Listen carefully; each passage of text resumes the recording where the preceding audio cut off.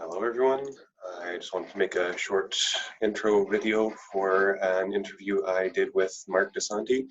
He is a leadership coach who specializes in helping people through new and emerging situations, which seems very appropriate for what we are talking about. I feel like he did a fantastic job handling some very difficult questions that I gave him, so kudos to him for that. In this video, we talk about the grocery store employee that wrote an article about whether or not we should be considering them heroes or unwilling victims in today's society. We also talk about the responsibilities and ethics surrounding the employees and employers at this point, what it means to truly be selfless right now.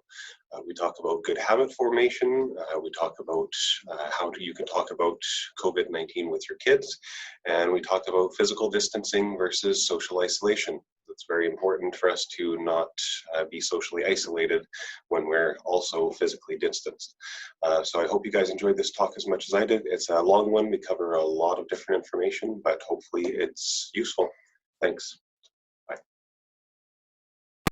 All right. Hello, everybody. My name is Steve Jones. Thank you all for joining us. I'm a healthcare worker working in BC, Canada, and today I have a special guest. I've got Mark Desanti with us. He is he recently made a video about COVID-19, discussing about how we can talk to our children about COVID-19, but his real passion and expertise is in leadership coaching, specifically new and evolving leaders. He focuses on a lot of people that are thrust into new and evolving situations, and I thought that was very applicable because that can't be more appropriate in a time like we are living through right now, where our lives have been turned upside down and we're faced with a strange new world now. So thank you very much for joining us today, Mark. Hey, no problem, Steve. Thanks for having me, and good to see you again and chat with you. Yeah, you too. So let's just start with something light before we get into some of the nitty-gritty stuff. So right. First, I'd like to know just how you are doing mentally and physically, I guess, throughout this thing. Give me a number on a scale from 1 to 10, if you could, with 1 being, calmly bettering yourself while waiting and anticipating to be able to hug your loved ones again, and 10 being, frantically buying some toilet paper and about to divorce your spouse. What day is it again? Like for most of us, I'm sure it's up and down. I'd say generally speaking, I'm in the lower echelon, to be honest. There was a time period at the very beginning where, honestly, for about 3 days, where I was in the high teens, and on a scale of 1 to 10, and that I was able to pull back and rebound from that pretty quick, and a lot of that has to do with practice and self-care. And I think I'm ranging from a 2 to 5 these days. When I do range up higher than 5, it actually isn't usually COVID related, but I mean, I gotta be honest, I think we can all acknowledge that there's this underlying kind of thought process, feeling, I don't want to say tension all the time, but definitely on our minds, so it is, I'm fortunate feeling like between 2 and 5, my wife and I are doing pretty well, actually. We've used this time to really practice good communication. I'm still at work, so we're not all cooped up in the house constantly. Yeah, I've been on a personal journey, right, for the last 6 months or so to improve my health. So there was a bit of a plateau at the beginning. They closed the gym at work, so spreading germs. So that set me back a little bit, but I've been focusing on a lot of that as well. And as we know, a lot of that stuff is helpful when it comes to your state of mind. So doing pretty good. Thanks for asking. How you doing? Yeah, no, of course. Doing pretty good. Same as most people. I've got good days and bad days, but for the most part, I think my wife was quite surprised that I'm not more stressed than I am dealing with sick patients every single day in the hospital. But really, for me, it's the same type of thing. It's dealing with it one day at a time. I myself deal with things by educating myself, so I just make sure I'm up on the latest news. I know how to deal with the virus. I know how to clean everything up properly. I know how to not take the stuff home to my family. So for the most part, I'm doing surprisingly well. So that's great. Yeah, I've really enjoyed a couple of your videos there, and put in some of the practices. So that's great stuff. Yeah. Well, it's hard for a lot of people. Like, I didn't really realize that a lot of the population doesn't understand a lot of this stuff. I just take it for granted because I deal with it every day. So, but a lot of it's not common knowledge. It's not like you touch this thing and you don't think you're going to get sick, but that's on everyone's minds now. So, All right, absolutely. yeah, so a lot of people had to learn a lot of new things very quickly. So I'm just trying to do my part to help. Absolutely. Well, that's what life's about, expanding and absorbing information. Yeah. So I wanted to start with an article that I actually read recently. It was written by a grocery store worker that works down in the States. Okay. Now these people and, people that drive trucks and all sorts of different jobs that are deemed essential services now that they have to go out and perform every day. These people are rightfully being called heroes at this time because they're keeping our societies going. But this person wrote an article kind of giving a different perspective, and I just wanted to get a little bit of your thoughts surrounding that. So this person wrote that he does not consider himself a hero. He considers himself an unwilling victim in this case. Because just working in a grocery store, this is never really something that you would expect to come up. It's just been thrust upon them.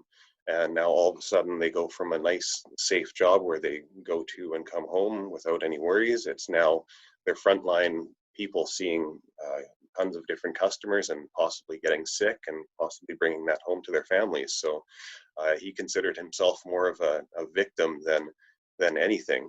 Although I'm sure everyone appreciates being called a hero, it must weigh heavily on a lot of these people that have just been put into a totally different work scenario than they were expecting. So if you can comment a little bit on that and maybe something with their mental wellness, what they can do to kind of cope with their new situations.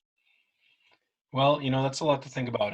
There's a lot of different aspects to that situation that really makes you process and kind of you have to walk through it a bit, and not everybody's shoes are the same. And one of the main things about resilience or acting in terms of coping mechanisms is really about how you're able to process and perceive things. So if you are going into work every day with fear in your mind or in your heart, absolutely messaging is going to be different than if you're going to work thinking that you are a hero. And I'm not judging either perspective. But in terms of coping, it really is about reflection and putting together an idea of what it is that is going to assist you in that process. So um, I can't speak for the grocery worker. Are they a hero in my mind? I believe there's definitely an aspect of courage that is involved. Um, every day you go to work on a normal day, and you understand your threats, you understand your common challenges, you understand your accomplishments, hopefully, and you think about those regularly. Uh, However, you all of a sudden have this whole new paradigm that you have to think about, and our brains just kind of scramble a little bit sometimes. And everybody's heard of fear, the fear fight or flight mechanism. Mm-hmm. And so a lot of that has to do with how you process. So absolutely, it takes courage for everybody to go back to work. And if you don't see yourself as a hero, you may take that as a burden, right? So being called a hero the act of calling someone a hero might actually cause more duress for them, and we have to respect that. So I think it's really important that we create a world of gratitude and express that and have respect for people's perspective as well. So um, yeah, if you would like a little bit on how someone might cope, like that particular grocery store worker, for me, it's really about thinking about the things that you can do. And for instance, like you were talking about in your videos, the right steps and the right mechanisms to keep yourself safe, keep yourself clean, Mm-hmm. have open communication with your employer and be able to discuss your fears, uh, have understanding for your employer's stance as well. Like there's an interesting thing with employers. Usually directly deal with a supervisor, one person, Mm-hmm. and that person's dealing with one person above them, or maybe a couple people, and then you go all the way up to the top, and it's a corporate kind of conversation. So as you go down this chain of communication, each initiative or each objective becomes a certain angle or perspective from the new person delivering it. And you might be hearing one thing that's a corporate kind of message, and you might know in your heart that your supervisor or manager or boss has a different feeling about things. And so it's interesting how opening up our minds and hearts to having communication around how each person's feeling and where we can go with it is really important to lower the stress factor and the duress that's happening in each situation. So just as an example, hey, I really need you to do X, Y, Z. Can you go do that? And fear comes up in you. And instead of what you might want to do is put your hands up and go, whoa, I can't do that. I got kids at home. I'm a vulnerable person, or I've got someone at home that's vulnerable, and all of that's very important. So don't think that I'm not diminishing those thoughts. What I want to say though is that it's very important to approach those feelings and be able to say them out loud, because every time you hold that back, you're building more and more stress, and every little situation is going to build up on this. We know this from relationships. This isn't new for humans, of course, but the difference is every day there's more and more straws on the camel's back that are happening more frequently. Yeah. You leave the dishes in the sink when you're asked to wash them one time, and then that might cause the socks on the floor to be a bigger deal than the dishes in the sink. And each time there's a different thing. So the same thing happens with communication between your employee and the worker. So for that employee, I would urge them to kind of open communication and have a responsible discussion around their feelings around those things. And when an employer says, can you do X, Y, Z for me? Ask questions. What precautions is the organization recommending? Is this truth, or is A or B truth? I hear different things, and expressing those things are really important. Okay. Well, that's a lot of good advice. Perfect. So yeah, it's just how they take things on, and their perspective, and getting that communication out there. Yeah, that would be very key. I would guess. If you want to put in 3 steps, it's like absorb, reflect, and responsibly release and explore. So Yeah, communicate and then go through that wheelhouse again. Yeah. Oh, very good. So yeah, for myself and for my perspective, like although it's incredibly heightened at this point, it's kind of something that I somewhat expect to encounter in an everyday working day. Right. I kind of expect to be running into all sorts of different illnesses, so I myself am prepared on a daily basis. One situation that I'm kind of worried about encountering, and I hope I never encounter this, but I was wondering about your thoughts about the ethical kind of dilemma that I would be in if I was thinking about what if we do have a shortage of protective equipment? What if we run out of masks or something like that? I am still going to be at work. I'm still going to be dealing with patients. Am I going to be put in a situation where I'm asked to take care of someone and know that I'm not going to be able to protect myself properly? And that's an ethical dilemma that I still struggle with, and I still don't know what I would do in that situation. Do you have any helpful feedback if that ever did come up? What do you think you do, Steve? Yeah, I really don't know, because like it's a like do you put yourself and your family first, or do you put your patients first? And that's what I'm there for, is to help the patients out. But I don't know. I can't see myself putting my family second in any situation. So yeah, but I know there are people out there that have had to make those choices. Do you refuse the work, or do you do it and cross your fingers and do your best? So let me reflect this. I'm wondering how you're feeling about this. I actually believe you've just come up with a scenario that's parallel to the grocery store worker, right? Hmm. They're at a different level. So if they want to pay the bills and get paid, they've got to work in the store, right? And so I think that's a good question, and we should all be asking ourselves these questions, and kind of working through them before they're a scenario, or because our brains get away with us, right? We start imagining things, and we can actually create the same kind of fear and anxiety that will happen if that was to occur. You're going to be in a certain situation, but even just thinking about it can cause that kind of response internally for someone. So what I really recommend is to think through those things. When you come up with a scenario like that, really consider what the outcomes are and how you would approach it. So one suggestion I would make is, don't necessarily come up with an A or B answer, right? Until we're faced with something, our brains think somewhat compartmentalized. And so would I do it or wouldn't I do it? Would I put my family second, or would I put so that question alone for me is a multifaceted question. So you're putting your family second, and I don't mean you specifically, I mean someone once they're Mm-hmm. thinking, because you don't want to expose them to something your mind is telling you is dangerous. The other thing you're doing is maybe you're putting your family second in that you're not going to be able to bring a paycheck home, right? And everybody's scenario is different. Yeah. And so then every time you think about these different avenues, it comes up with a new potential and opportunity for questioning, right? So, hey, boss, we don't have any more safety equipment, and I'm concerned about my family. Do you think the organization can help me in a different way than we've been used to? So we used to get masks, we used to get gloves. Is there something I can do now that looks different? We haven't thought about that. So, and this is the spawn of innovation, right? So this is a beautiful time for us, not just internally. There's a lot of fear and a lot of anxiety, but we can really grow from this internally and personally by reflecting all these fears we're having and thinking about our best selves and how we can approach those situations if they were to arise.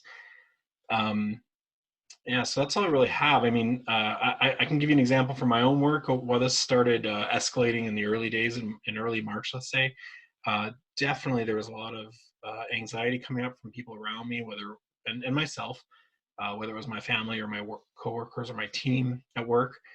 Excuse me. And so I had to make a choice, which the outcomes were stressful on either side, right? I can freak out like everybody else is freaking out, or I can be the person that I need to be in that moment and in that very moment, and whatever happens from that onward, right? So are we going to shut down fully? Are some of my employees going to lose work? Whatever might happen, all those things are going on. But right now, in this moment, how can I talk to my superior? How can I talk to my team in a way that puts me in the best place to think of solutions, think of realities, and really come up with things that are going to help the situation versus my family, or only my family. Obviously that's a major portion of that conversation. My father lives with me. He's diabetic and has low kidney function. So, he's in the vulnerable category. I myself am diabetic as well. So that, these are things that are definitely weighing on people.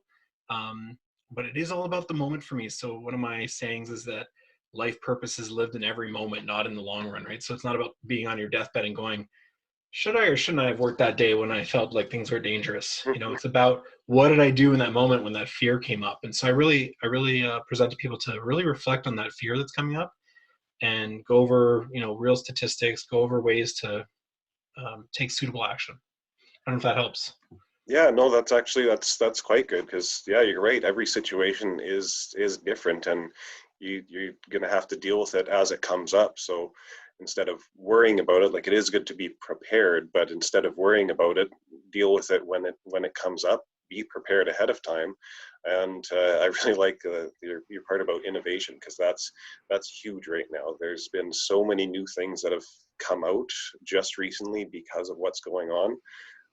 Even one of the smallest things that I really appreciate are, other people probably don't really think about this because they're not in the hospital wearing a mask all day long, but those little things that attach the mask behind your head, yeah, so that my ears don't get sore. That's a long time to be wearing a mask, and that's something that people didn't really think about until you had to wear one all day long. So I'm very thankful that I've got one of those things, and That's I don't awesome. have sore ears. That's seems like something silly and small, but it's huge. All those different little innovations. And as an example, such a small thing has made your life different. And imagine what it's like with human interactions. It's the same thing. Small things make a huge difference, right? A Yeah. moment of patience while your boss is being irrational, a moment of patience while one of your employees is being irrational, a moment of patience when you or your partner is being, in a place of fear and anxiety, and patience for yourself, right? Like we, as I said, our minds get rolling, and just think, hey, my ears don't hurt right now. Yeah. Yeah, something you can hold on to, you know. small things to be thankful for. Yeah. Well, good. Yeah, you touched on it a little bit, but I was wondering about your thoughts about the ethics and maybe the responsibilities, kind of from an employer's side of things. You've probably experienced both sides, being the employer and the employee. But I was wondering about kind of the responsibilities of the employer for kind of sending your people home, for having people work from home, for making that work as much as possible, or do you kind of resist that because it's more convenient and more cost effective to just keep things going kind of as it was? Oh, And wow. we can make I kind of want to play devil's advocate a little bit and kind of go down maybe a worst case scenario for someone and see if we can maybe play that out. But what I was kind of thinking was like, let's say, let's take someone that is considered an essential service worker at this point, and let's say their employer is not willing at all to let them work from home. They're saying you come into the office every day with dozens of other people that you're going to be in contact with, and if you don't, then there will be consequences. And now let's heighten it even more and say, well, what if you have immunocompromised kids, or you've got Mm-mm. your dad that's living with you that is diabetic or has various other health issues? What should that employee do at that point? Because it seems like we're told to stay home, and if your employer is on the other side of things, it's a really hard ethical choice. Do you go to work and kind of disobey what you feel yourself are your responsibilities, or do you go to work and possibly put all these other people in jeopardy? Hmm. Well, there was a lot there in that question. So I was making probably somewhat inappropriate jokes earlier in the month. I think probably one of the best professions to be in like 3 to 4 months from now is probably going to be labor law. Um, Yeah. I hope that's not the truth, but with all the things you just brought up, I imagine there'll be a lot of things to reflect on. And the thing is, we've never done this before, so Hmm. the precedents that'll be set in terms of the responsibility, Steve. I'm weary to make comments. I don't make those decisions at my own employment, in my own employment position. Hmm. Um, and mine's unique. My team can generally not work from home. They're a team that needs to be out in the field. Now, does that mean we haven't taken steps? I think that's where I would like to go with this comment. Hmm. Is the employer has a responsibility to take the right steps at work, provide the right materials needed, do their best. Like you said, in your profession, there's that nervousness that there won't be the right PPE, Hmm. um, personal protective equipment, and the ability to make sure you can supply that to your employees.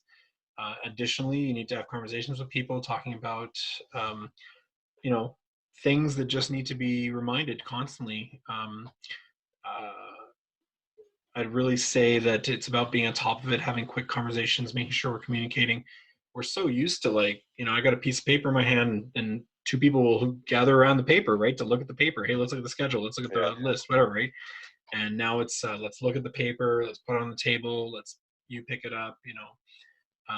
So there's just these things that our bodies and minds are so used to doing that we need to kindly remind each other. And I think that's everybody's responsibility. I'm not going to put that on the employer solely, but definitely uh, role modeling and modeling by example is absolutely important. In terms of responsibilities, hey, listen, that's out of my range and out of my pay grade. I'd have to say that's more of a. I think we need our high leaders in the country to really help us understand these things. And I think um, labor law is not going to change much overnight. There's a lot of things that are happening that are innovative in terms of support payments, and we're taking our advice from healthcare officials, and we're doing all the things we need to. So that and when I mean we, I mean society. I don't mean my particular workplace. So Hmm. I think that's really important that we follow the guidelines. Um, I'm also a little bit of a strange person to ask because I believe there's two vibrations we can live in, and it's either fear or love. And I'm trying to find a balance between living in a love vibration, and I don't mean romantic love or lovey-dovey. I Hmm. just mean it's in a vibration where I can be in a place to always have kindness, even if I'm feeling fear, always have empathy, always show compassion, and also live carefully. So I'm not personally really afraid of catching COVID, to be honest. That's just a personal reflection. Hmm. Uh, am I worried if I catch it, will it be dangerous, or if I catch it, will it be dangerous for my father? Absolutely. You know, those are my mind. So I personally try to find balance, and I think the balance is all about. I know I'm taking steps. I know I'm doing the things that are recommended, and beyond that, it's out of my control. And we need to let go of control in life. And I think that's one of the hardest things we have is living in expectations. So with our employers, we need to have expectations that we're all doing the right thing, not just the employer. And I really think, as you know, I did a little talk on mental health in the workplace once. Hmm. And while I was going through the situation, I talked about, I was all about my employer didn't do this and my boss didn't do this and they were horrible and they treated me bad and blah, blah, blah, blah. And doing the talk like 10 years later, I reflect back and go, I didn't do this and I didn't do that and I didn't take these steps and I wasn't responsible Hmm. either. So there was no evolution of communication or nurturing the relationship. And I think that's what's most important right now is nurturing those, especially if you are working from home, right? So uh, someone might work from home and then they go in the office and you've been safe at home for however long. Hmm. Everyone else at work's been dealing with that for every day. They go into work every day, they adjust, they have their own mechanisms. You come into work and you got to be responsible about how you share that energy. And then again, you need to go and talk to your boss. You need to go and have those thoughts. So I don't know if that helps. What my answer, the short answer is to a long answer. We all need to take steps. I don't think it's just about the responsibility of the employer. If you're put in a position of compromise, you need to bring it up. And fortunately, a lot of places have unions where you can do that. But don't start there. I think it starts with your boss. I think it starts with your direct report leader. And that's the person that you need to talk to and say, hey, listen, this is uncomfortable. And I'm wondering what else we can do. Yeah. No, that's actually a very good answer for a very difficult question. So no, that's really good.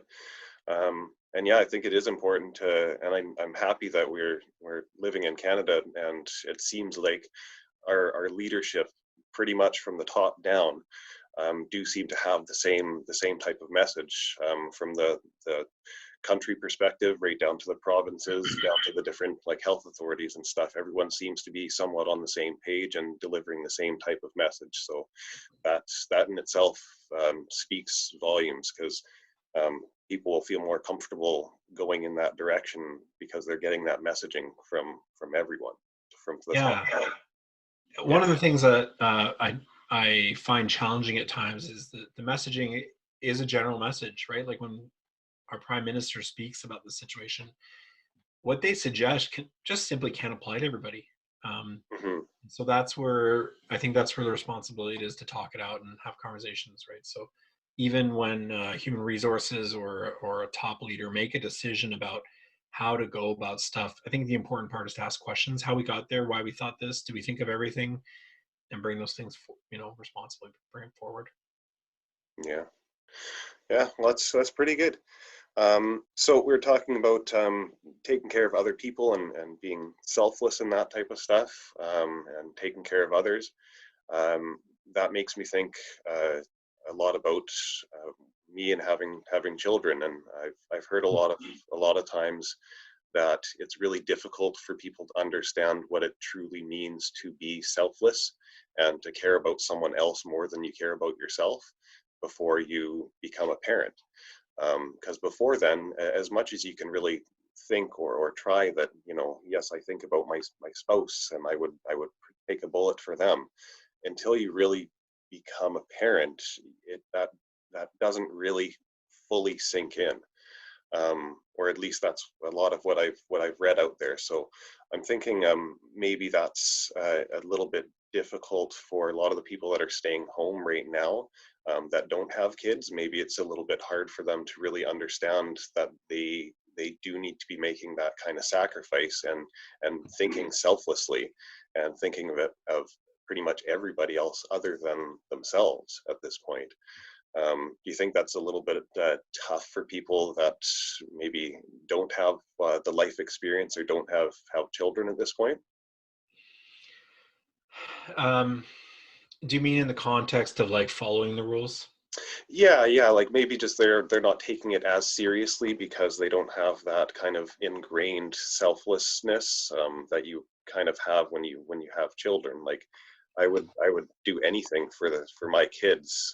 Doesn't matter what it is, I'll do it.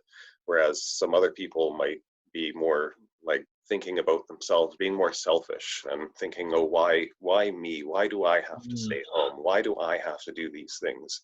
When really they should be more focusing on the other people at this point. Let me ask you a question. What do you think drives those thoughts that they're having? Well, what drives like the selfish thoughts? Yeah, well, we can. I wouldn't label them, but the why me and Yeah, the yeah, the why me. I don't know. It's just maybe just the attention that they're giving certain things, and they're just like they're I don't know, just more thinking internally rather than thinking externally. I'm not quite Hmm. sure how to put that into better words. No, I'm just curious what your thoughts were on that part of it. Yeah. Uh, yeah, so for me,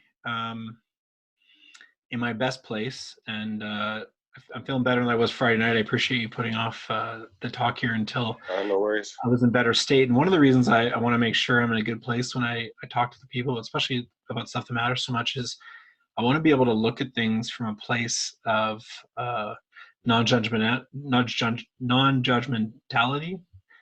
Is that the word? Is that a right word? I don't want to be Sounds like a judgmental. word.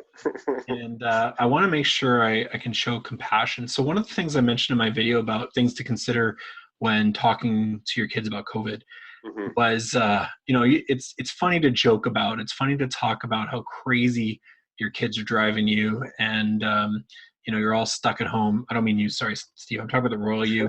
Facebook memes, people posting on Facebook and such like this. And one of the things I mentioned is, hey, let's be thankful you have a body you're allowed to hug on a regular basis. Um, and so I've only been with my partner for 5 years, and I have a 3-year-old, so it takes 9 months to incubate. So you can do the math on how quickly we move towards having children. And I was fortunate enough to have the universe. I told her I was ready to be a parent, and I found a woman with a child right away. So I have a stepson as well. And I'll be honest, to relate to what you're saying, I'm not sure if it's about the selflessness. And Hmm. this is only a personal perspective. I can only share what I learned, but I was really working on self-love for so many years, and I battled with partying and doing all kinds. I took the road less traveled, and until I held that child in my hands, even after having a stepson for so long, a baby who just couldn't survive without me, Hmm. uh, it touched a place in my heart that showed me love beyond anything I could ever imagine previous to that. Now, I don't think that's the only way to achieve that. I think Hmm. there's many ways to accomplish that. Many people do, and don't have kids, and that was just my journey. So, looking at it from that perspective, and the idea of fulfilling and filling your heart, if if you talked to me 6 years ago and this was happening, I would have been a single guy Hmm. living on my own.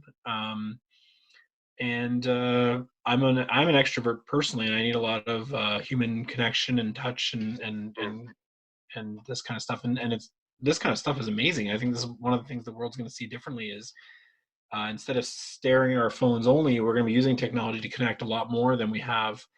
But I would have been missing that connection, and I probably would have been one of those people to be like, "Hey, let's go down to Trout Lake and in East Van, and we'll just sit 10 feet apart and Yeah. drink a beer or whatever."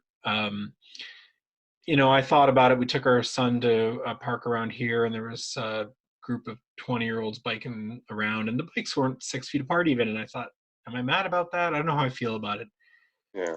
So my answer is, I don't know what drives them, but I would try to look at it from a place of what are they trying to get out of it? Are they being selfish? Are they being self-centered? Or is this the only way they know how to find the connection they're looking for? Hmm. And be human. So um again, even in those scenarios, we need to talk to those people with responsible language, and show them empathy as well. Hmm. Yeah, that's my answer to that question. I'm not doing everything I should. I I forget. There's just things my brain is used to doing. I take Evos a lot. That's a really great example. And I Hmm. try to wipe down the Evo every time I get in and every time I get out. But if I don't have a wipe, or if I'll just do it. And that's probably not very responsible, especially since I'm at work. So am I a bad person? I'm doing everything I can, and those people probably need hugs.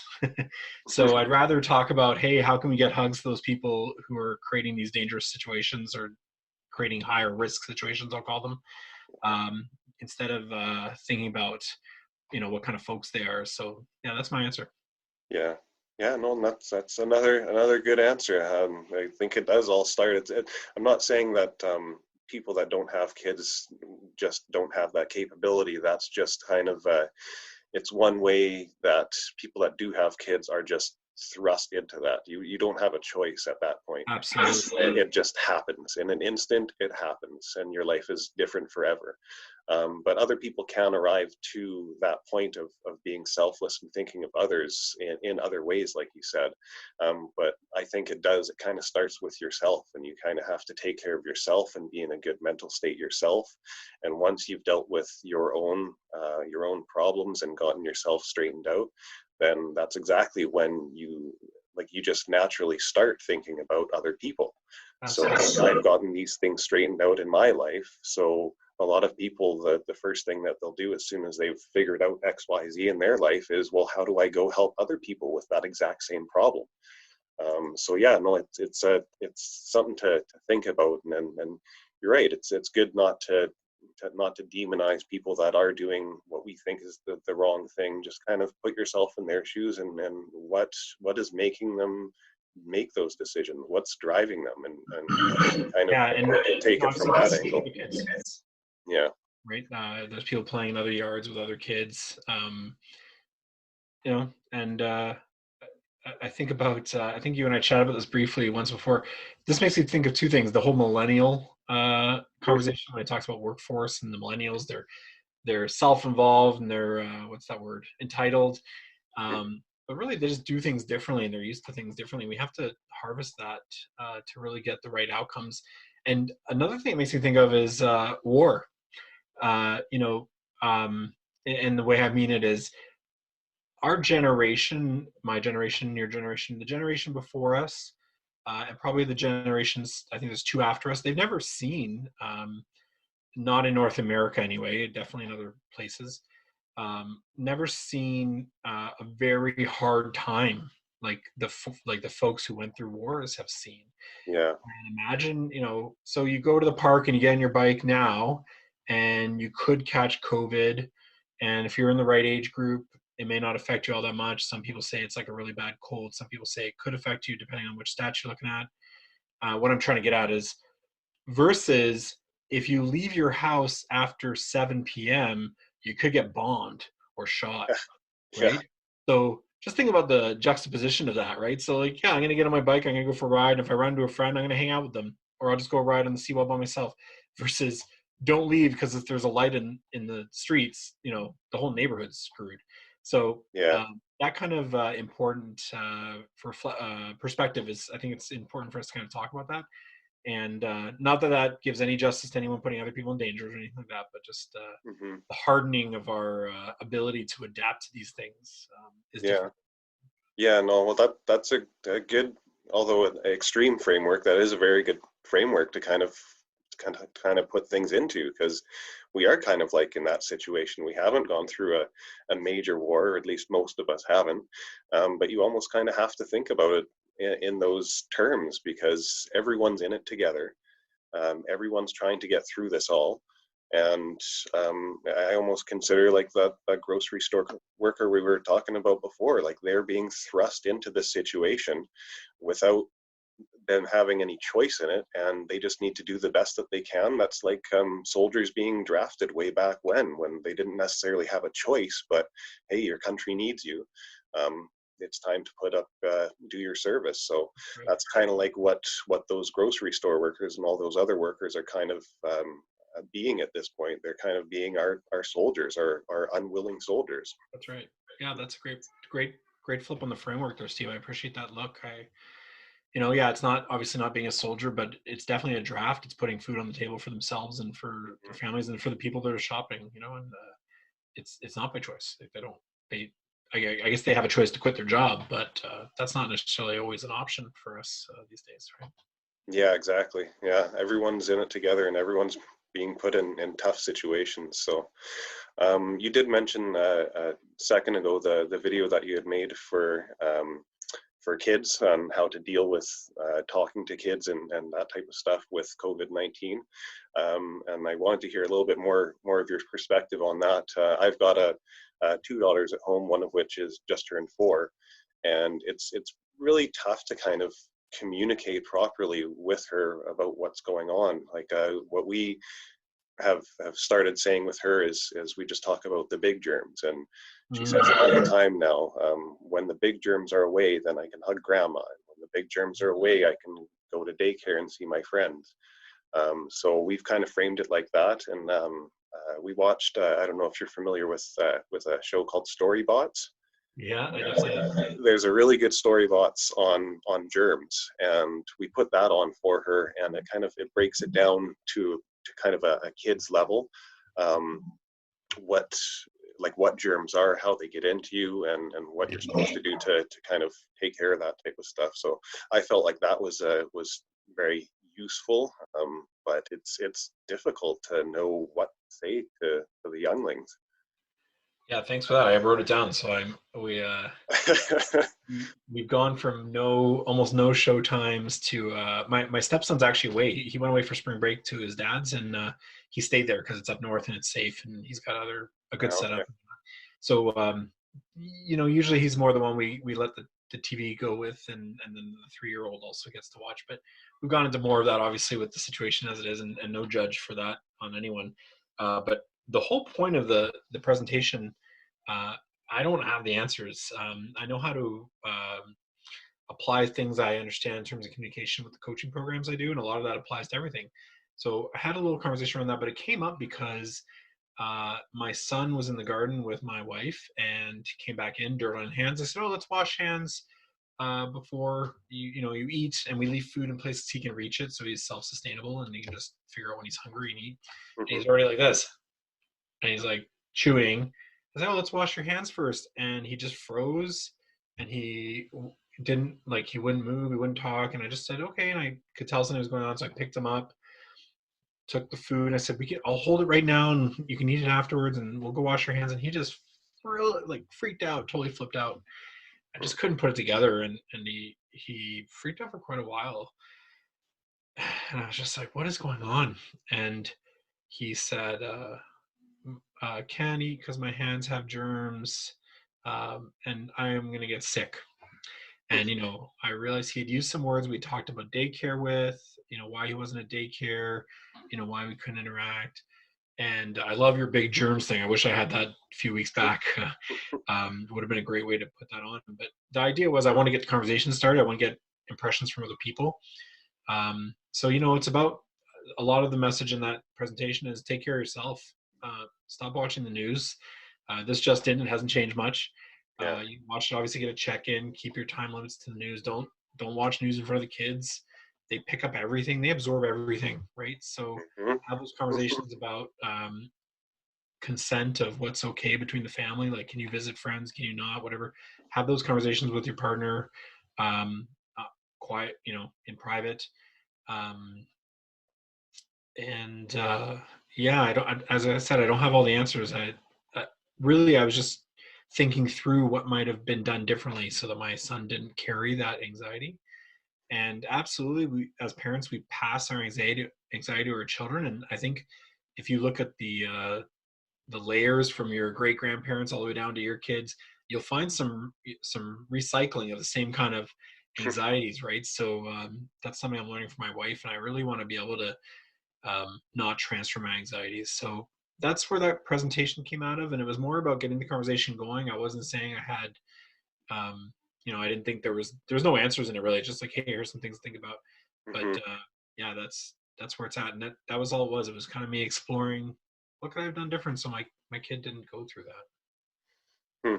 Yeah, no, that's really good and very important, not only for you to be on the same page as your partner, but to get that conversation started. Because yeah, like we say, we're all in it together. So if there are different tips that you have that other people didn't think of, then great, let's get that information out there. Because That's right. like you say, it's really tough to deal with the kids, and you want them to have a healthy respect for this, but at the same time, like, you don't want them to have that fear. That's awful to put on the child. So it's like a tight wire trying to balance between those two, trying to give them the right information, but trying not to scare them at the same time. That's right. So We're gonna have the COVID generation, right? yeah. They're gonna be the kids who carry the sanitizer in their purses all the time.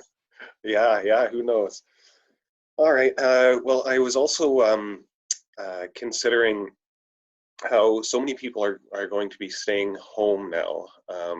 And it depends who you talk to, but it takes anywhere from like 2 weeks to maybe 6 weeks to develop new habits. So I am envisioning a lot of the people that are staying home now are developing a whole lot of new habits that they never would have normally developed. A lot of those bad and a lot of those good. I imagine there's going to be a heck of a lot of bad ones out there, and Mm. I was wondering if you can give some sort of advice or guidance on how to kind of try to focus on some more good habits rather than fall into some maybe bad or destructive habits. Because even like if you just look at, like, say, alcohol sales for one quick example, that's skyrocketed since people have been staying home. So who knows what's in there? Me too. But yeah, like a lot of people can be going down some dark paths and creating some really bad habits. So it's important to try to stay more focused on the good stuff. And just wanted to get maybe your 2 cents on that. Well, I'm a professional bad habit maker, so I'm the person to ask. I don't actually have. The only thing I can really think of that I keep telling myself is structure, right? So it's about Mm, structure, creating new. We used to get up, wake up, make the peanut butter and toast, hustle the kids to get dressed, rush them into the car. My wife does all those. I go to work very early. I do the afternoon routines, but mhm, we're used to these routines, and we need to connect with new ones and make new schedules. So that's the only real suggestion I have around that, is actually format new routines and schedules.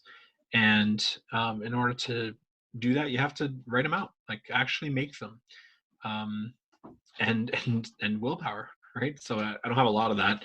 mm, I practice intermittent fasting. One of the reasons is because it's not should I or shouldn't I have this piece of cake? Well, if I only have a bite, that's okay. And mm, a lot of people are great at that, and that's just the right way to be. To be honest, that's balanced. But for me, it's like 4 hours or 6 hours of the day I can eat, and the other hours I can't, and it's an easy yes or no kind of thing. So mm, find your versions of that. You know, if the booze isn't around, you won't drink it. So that's and that's your choice if you want to drink it or not. I say that in one side of my mouth. The other side of my mouth, I'm going to say be a little bit easy on yourself. mm, You need to figure out how any of your habits are affecting the people around you. So if you live alone, it's all about you. If you live with other people, it's about the group, right? So mm, um, if I'm staying up all night because I've got nerves and I'm not sleeping and I'm grumpy the next day, not going to bed properly is a bad habit. mm, So what's going to help you? Meditation, quiet time, staying away from your screen, and there's a million places to find this information. So you got to pick your poison or pick your gold. If you want to make a new habit, you go, okay, I want to start getting in physical shape. So there's no gyms. It's push-ups and sit-ups and jogs. That's all you really need. mhm, I wanted to start doing vlogs and podcasts, and I thought I needed a microphone and I needed a camera and I need all these things, and really it's just about getting in front of it and doing it. And so it is about doing it. That's you gotta just do it, as the old brand says. but it is about structure for me. I think you can't, what gets measured gets done. And I think that's a way to kind of figure that out. You can't give yourself too much burden, I guess. Yeah. Yeah, no, that's good. That big takeaway for me from what you said there was like you have to be really deliberate in your actions. Um, don't just don't just run on autopilot, and because that's a very easy way for things to kind of spiral downwards. You got to be deliberate with your actions, and you have to maybe make plans out. Depends what kind of person you are. I'm a person that hates lists and plans and that type Yeah, of stuff. me too, man. But at some point you kind of have to bite the bullet and just be like, you know what, if I'm going to be going down this path, I need to make those steps out and actually follow through with them. So it's, yeah, it's pretty tough, and I imagine it's going to be really hard for a lot of people out there. But that to me is the takeaways: is be deliberate in your actions, and be honest with yourself. Know where you have those holes in your life, and know where you're maybe not doing as much as you should, and do your best to fill those things. Because now is an ideal time, really, to be starting to make those new habits, and it can't be. To me, this is about the most important time in your life to be doing those things, because it's going to be real easy to go down that bad path, but Absolutely.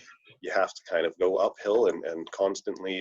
Well, one thing I like to say is constantly be aiming up. So constantly be looking towards at a goal that you have, or be making progress, even if it's small steps. Progress is progress, and you want to be moving in the right direction all the time. Yeah, no, I agree. I like that. And what I just thought of was uh, when lists become habits, they're no longer lists. Yeah, So that's it takes the list, and I hate lists too. I'm a Gemini. I'm like all over the place. Sorry, Geminis, it's true. And yeah, so I do write the list. Sometimes I don't look at them for like another week. It'll sometimes take me 3 weeks to even pick up the process of agreeing that I'll follow the thing, you know? So, and that's where you got to be observant. I really liked what you said there about being honest with yourself. That's a hard thing, you know? yeah, Hard thing. yeah. But again, very important at this point. Um, one more thing, unless there's more stuff that you'd like to talk about, but one more thing that I wanted to hit on while I had your ear was your opinion on physical distancing, which is what we're being told to do right now, and hopefully everyone is doing. But the difference between physical distancing yourselves and social isolation. Oh yes, yeah. Those are very, like, people almost will say those two things interchangeably, but they're very, very different. I've noticed a shift in media and stuff like that a little bit. And yeah, I started doing a presentation on this. I've built out about 75% of it. And one of the reasons is I noticed at the beginning it was just social isolation. And social isolation, and I don't want to use too many words here, even though I'm a very talky person, as you found out, because it is used as a marker for identifying certain outcomes when it comes to mental wellness. And people who have been in social isolation, I don't have the numbers in front of me, but have a much greater tendency to be affected by illnesses and succumb to illness. So, you know, there is other science that talks about the stress factors in life. And, you know, of course, heart conditions, even diabetes is definitely something that's affected by stress greatly. And some of that is your body's duress and the way it's processing and the actual duress it goes under physically. But a lot of that also has to do with the practices we make when we are under duress. But social isolation in the two socioeconomical groups that were experimented, or what's the word, sampled, um, caused a great increase in their ability to fend off or rebound from certain illnesses. And Mm, so my main objective is to talk about physical distancing, because that's all we're doing. We're actually physically distancing our bodies, so there's less chance of transfer, there's less chance of contact. We don't need to social isolate, and I urge people, and I love uh, I love the messaging from the province. Dr. Bonnie is like, go outside, please go outside. You know, yeah, it's like that this is about staying physically far away from people. I go in the grocery store and I'm always baffled by waiting in line. Everybody's got masks and there's all this like regime sort of to it. It feels a bit like 1984. Then you go in the grocery store and it's a bit of a free for all. People aren't afraid to just reach in and grab the oranges while you're looking for a good one. And so it's kind of like, what's it all for? But I don't know. I don't judge on that. I just take a step back if I feel anxious about it.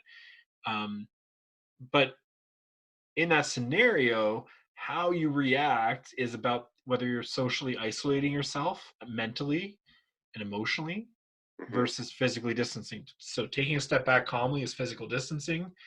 Reacting or snapping off on that person for being a bleep bleep bleep, Yeah. that's social isolation, and that's isolating them, and that's isolating you. Who knows what they're going through? And I think social isolation is a dangerous term. I feel more strong about the dangers of social isolation than I do about the dangers of COVID. You can't don't quote me on that, but I really feel like that's the outcomes we're going to be dealing with for years Mhm. if we don't take care. You know, Yeah. um, this will all come and go. I imagine. It won't be the last virus that we see. Maybe in our lifetime. Who knows? Hopefully, Hopefully, in yeah. general, like it's come every 100 years according to history. Um, and but I really think that the outcomes are what's important. How we handle this. So that social isolation thing, please gently and lovingly urge people to change that term if you hear them using it. That's my take on Hmm. Yeah, no, that's a very important message because, like you say, like COVID is the major thing everyone's focusing on right now, but there are definitely going to be some major repercussions, especially with people's mental health, that's going to come from this. And you're right. If you are kind of socially isolating yourself, then you are putting yourself under stress, and that is like look at the medical literature. It's chronic stress causes chronic conditions, and it it. does Right. make you more susceptible to being sick. You're going to be sick longer, and yeah, just all sorts of different awful things if you're under chronic stress. So it is important to take a step back if you are in that headspace to just kind of take a deep breath, realize where you are, and do whatever you need to do yourself to de-stress, because that's an awful place to be physically and mentally, and it doesn't help anyone. Absolutely. Yeah. All right. Well, thank you very much, Mark, for talking to me. Are there any other last-minute subjects that you'd like to hit on that we haven't already discussed? I know we've talked about a whole a whole lot of things Yeah, already. it's been a good journey. I urge people to do practice breathing, practice meditating, Hmm. self hypnosis. I think that's some great stuff to help you deal with that stress. Hmm. And really remember that I like, you were saying we're all in this together. And I think we need to be able to, even with strangers, we need to be able to connect differently and really give space for ourselves, to ourselves, and to each other. All right, perfect. Well, yeah, again, thank you so much, Mark, for talking to me. If you're interested in hearing anything else that Mark has to say, he's got a few videos on YouTube already. They've been quite helpful, even though they were made before this whole situation. Thanks. They do have some very good nuggets of knowledge in there. And Mark also has a Facebook page, I believe, that you've made. So you can check that out. I'm sorry, the name of it slips my mind right now. Positive insight. It's okay. Yeah, no worries. Positive Insights, there you go. But it's got a lot of good information on there. And again, started before COVID, but very relevant to everything that we're dealing with right now. All right, so thank you everyone for listening, and thank you again to Mark. It's been great, and we'll be chatting again soon, I'm sure. Thanks, Steve. You have a great day. Take care, you too.